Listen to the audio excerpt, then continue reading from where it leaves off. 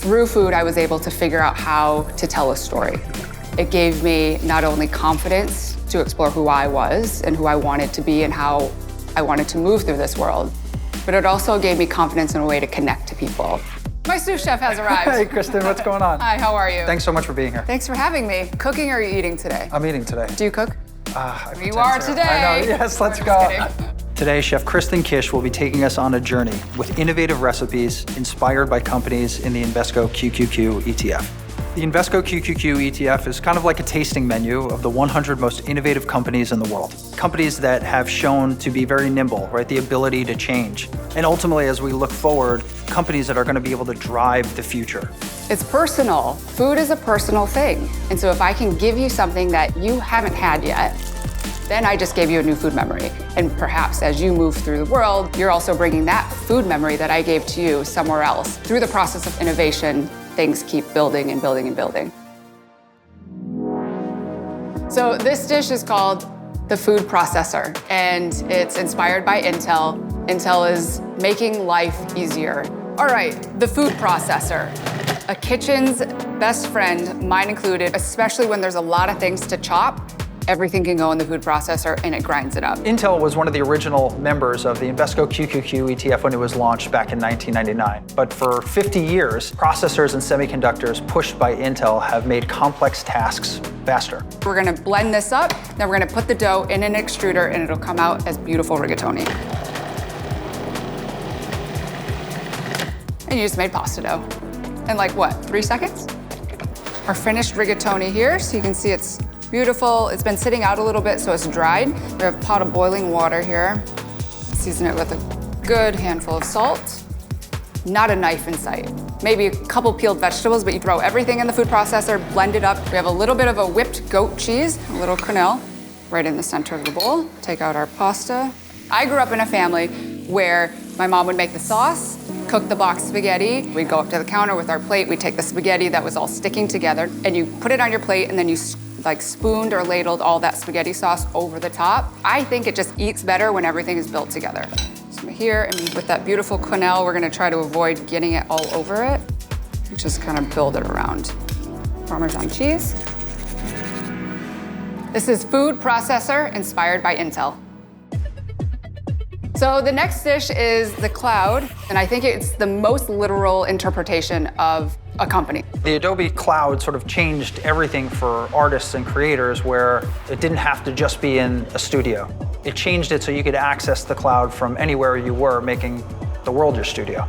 So this whole base here takes about 4 hours to make. Yields this really crisp, light, airy crust, and then inside it's like a marshmallow. Creativity, doesn't necessarily just arrive when we're in the office. Sometimes when we're on a walk, in the shower, taking a nap. We're just gonna start building. When I think of a cloud, I think of Pavlova, and when I think of Pavlova, I think of my wife. She is the holder of so much for me, just as the cloud is, kind of fill in the gap. She is Australian, which I know that there's a little New Zealand or Australia where the Pavlova originated, but I had my very first Pavlova in Australia, sitting with my wife on the Yarra River. The Pavlova is something very personal to me.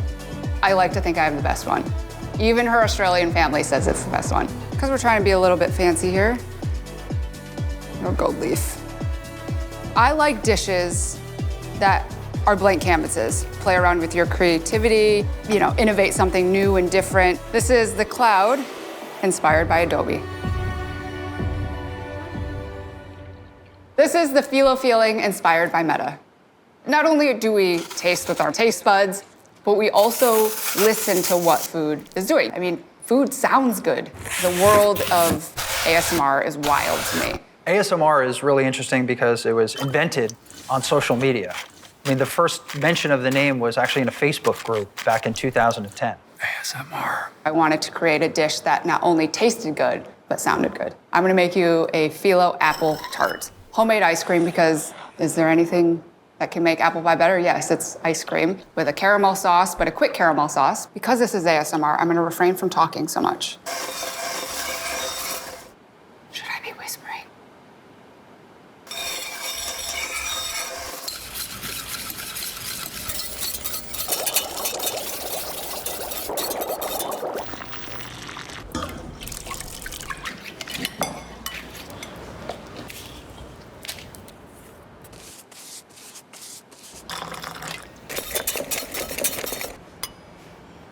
carefully and very slowly going to add the liquid nitrogen in.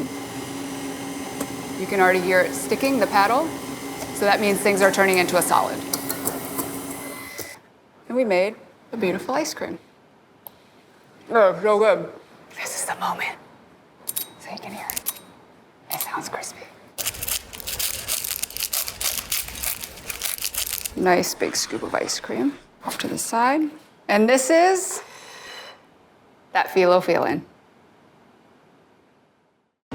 So this is the Rice Connection inspired by Sysco. Sysco connects a lot of people from all over the world. And so I like to take all these different inspirations and ideas from different cultures, from different points in my life in different parts of the world, and bring them all together. So Sysco for the past 4 decades plus has been all about connectivity, connecting computers to the internet, connecting people worldwide. They might be different versions of something, have different names, come from different history and tradition, but there's a lot of ingredients that connect basically our entire world, rice being one of them. This dish is inspired by 4 different dishes that I love: tahdig, a New England crab roll, bibimbap, and crab fried rice. So you basically cook the rice and then you push it into a container or mold it, and we're gonna let that start to crisp up. Just a little bit of salt. We have some bacon that's been rendered. We're gonna cook that into the bacon fat. We're gonna add some beautiful jumbo lump crab meat, and we're gonna start to gently warm the crab. Fried rice, oftentimes there's egg. This one is gonna be made to be more of like a sauce and something to pull it all together. Liquid egg yolks. We have salt and white pepper. I use white pepper because I don't want the little black specks. We put it in a vacuum sealed bag and you circulate it and cook it sous vide 63 degrees Celsius. Don't ask me what that is in Fahrenheit, for about 5 hours. And every 30 minutes you go and massage it. It's like that perfect, like jammy egg. So I'm gonna put a little bit of this egg on the bottom, just so everything sticks to it. Take some crab, bacon, some of that fat. All that hot butter goes inside all those little crevices and warms up the inside. The starches are still holding it together. And we're gonna take some cucumbers, a little freshness. And we're gonna take this jammy egg yolk, which is now kind of our sauce, and put it everywhere. Take some scallions, black pepper. This is the Rice Connection inspired by Sysco. All right, so this is called Crumbs and Caviar inspired by PepsiCo. This is really just, I think, America's favorite snack. Potato chips, French onion dip. So it's like a gussied up, fancy version. Then I might have like a little extra something to make it even more special. PepsiCo is way more than just a soft drink company, right? I mean, it's beverages, it's potato chips, it's oatmeal. It's about people coming together and making memories together. I learned how to eat chips and French onion dip by my grandmother. We're gonna slice some fresh chives. So we're gonna take our dip here, fill it up. Everything is more delicious when it's cute. So I feel like this is very appropriate. So when you make your own homemade potato chips, it's actually, 1, very simple, and 2, there's a couple little tricks that you can do. When you slice your potatoes and you soak them in cold water, add a little bit of baking soda. Helps crisp it up, even browning. And then, because, caviar makes everything better, the grandmother portion of this whole thing and why I love this so much is that my grandmother taught me how to eat the bottom of the bag of the potato chips. You know the bottom of the bag when it's all crunched up chips, all the crumbs. You tip the bag, gather all the crumbs, you take your dip with your spoon and you jam it in there. And the chips stick to the dip. And that way, you can get all of it. And then, my grandmother did not do this, but we chase it with caviar.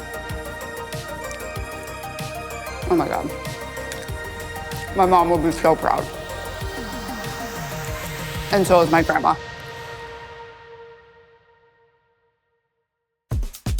All right, well, there's clearly a lot more food available. So the uniqueness in food comes down to the person creating it. And if you aren't able to tap into who you are, then you're just replicating stuff over and over and over again. Everything in cooking and in food has been done. It's each individual person that brings their story that differentiates I think innovation begins for me with a question. It gives you something to start wondering about. The exploration and the experimentation and the innovation really came from developing my own story, and not just cooking with my head, but cooking with my heart. Before investing, consider the fund's investment objectives, risks, charges, and expenses. Visit Invesco.com for a prospectus with this information. Read it carefully before investing.